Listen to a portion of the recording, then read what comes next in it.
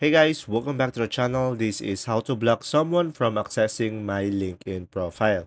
So first thing that you will do is simply open up the LinkedIn app into your device and just simply sign in into your account. And from here, just simply tap on the profile icon on the top left corner of the screen and the side tab will show up and just simply go to the settings down below at the left side.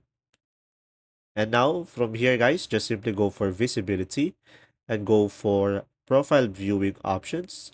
And from here, I can just simply go ahead and go for a private mode over here.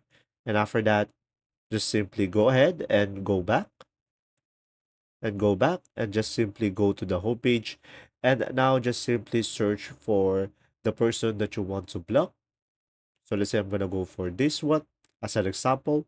And from here, just simply tap on their profile. And since I am on a private mode, they won't be able to know that I visit their profile. And from here, just tap on the three dots over here on their profile. And after that, just simply tap on report or block. And just simply go for block this person at the very top. And from here, just simply tap on block down below. And that's simply about it. If this video was helpful, please like and subscribe. And thanks for watching. See ya.